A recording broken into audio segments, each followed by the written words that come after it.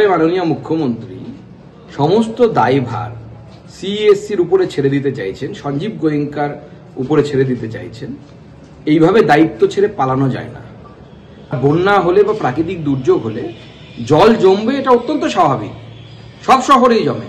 আমরা তার জন্য এই মুহূর্তে কাউকে দোষারোপ করছি না, কিন্তু প্রশ্ন হচ্ছে ব্যাঙ্গালোরেও তো জল জমে, কিছুদিন আগে হায়দ্রাবাদে জল জমেছিল।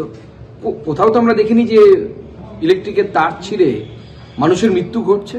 কেন কলকাতাতে বারবার হয়? কলকাতা জুড়ে এই যে অব্যবস্থা, এর জন্য দায়ী কে? এই সঞ্জীব গোয়েঙ্কাদের সাথে সম্পর্কটা কারা রাখে? কারা সঞ্জীব গোয়েঙ্কাদের কাছ থেকে ভোটের সময় টাকা নেয়? এই প্রশ্নগুলো এখন উঠলে পড়ে, তখন কিন্তু মাননীয় মুখ্যমন্ত্রী জবাব দিতে পারবেন না, পালাবেন। সেই জন্য দায়ভারটা নিতে শিখুন। সবসময় লোকের ঘাড়ে দায় চাপিয়ে দেবেন। এখানকার জল নিষ্কাশনের ব্যবস্থা বন্ধ। জল জমার সব থেকে বড় কারণ জল নিষ্কাশনের ব্যবস্থা সব বন্ধ। সেই বন্ধের আরেকটা বড় কারণ, গোটা কলকাতা আজ প্রমোটার রাজেদের দখলে। কলকাতায় প্রমোটার রাজ তৃণমূলের আশ্রয়ে আজ সর্বত্র ফলে ফুলে প্রস্ফুটিত। সেই প্রমোটার রাজের দৌলতে কলকাতা থেকে জল নিষ্কাশনের সব পথ বন্ধ হয়ে গেছে। সব পথ বন্ধ। কলকাতা শুধুমাত্র কনক্রিটের জঙ্গলে রূপান্তরিত হয়েছে। মানুষের পরিষেবা সব বন্ধ। তাই দেখে যান বাংলার মানুষ এই বাংলার মুখ্যমন্ত্রীর উন্নয়নের চেহারা। বৃষ্টিতে বিপর্যস্ত কলকাতা, আর এই অবস্থায় বহু এলাকা বিদ্যুৎ বিচ্ছিন্ন করে রাখা হয়েছে। বহু এলাকায় লোডশেডিং এবং জানিয়ে একটি বিবৃতি প্রকাশ করলো সিইএসসি। প্রবল বৃষ্টির জন্য বহু জায়গা জলমগ্ন, তাই বিদ্যুৎ বিচ্ছিন্ন। বিপদ এড়াতে বহু জায়গায় বিদ্যুৎ সংযোগ বিচ্ছিন্ন করে রাখা হয়েছে। জল নামলেই পরিস্থিতি নিরাপদ বুঝলেই ফিরবে বিদ্যুৎ। সবাইকে সতর্ক থাকার বার্তা দিয়ে বিবৃতি সিইএসসি।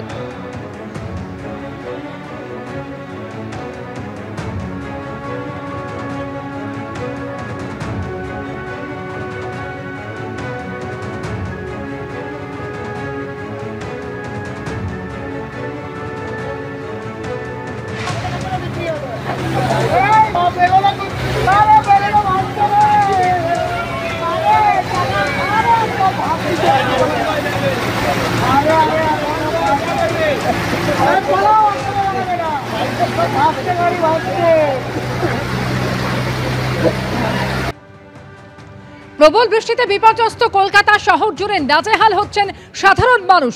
আর এরই মধ্যে আগামী দুদিন আরো বৃষ্টিপাতের সম্ভাবনার কথা জানাচ্ছে আবহাওয়া দফতর। আগামী দুদিন ভারী বৃষ্টি হতে পারে এমনই জানাচ্ছে আবহাওয়া দফতর, এবং আগামী 5 দিন মৎস্যজীবীদের সমুদ্রে যেতে নিষেধ করা হয়েছে। যে দুর্ভোগ গতকাল রাত থেকে শুরু হয়েছে, একটানা কয়েক ঘন্টার বৃষ্টি, এবং তার জেরে গোটা শহর ভেসে গিয়েছে। শহরের সমস্ত জায়গা একেবারে জলের তলায় চলে গিয়েছে। সেটা অত্যন্ত গুরুত্বপূর্ণ। রাস্তা হোক কিংবা অলি গলি, সমস্ত কিছুই ভেসে যাচ্ছে। এরপরে কিন্তু আগামী দুদিনেও আরো বৃষ্টি হতে পারে এবং ভারী বৃষ্টি হতে পারে এমনই সম্ভাবনার কথা জানাচ্ছে আবহাওয়া দপ্তর। এবং এরপরে আগামী 25 তারিখ নাগাদ আরো একটি নিম্নচাপ তৈরি হওয়ার সম্ভাবনা রয়েছে।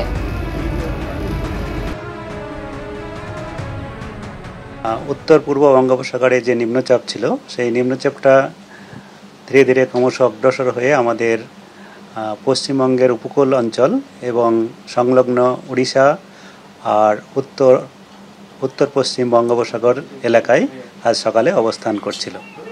আর এরই প্রভাবে গত 24 ঘন্টাতে আমাদের পশ্চিমবঙ্গের উপকূল অঞ্চলে ভারী থেকে অতি ভারী এবং কলকাতাতে অত্যন্ত ভারী বৃষ্টিপাত হয়েছে।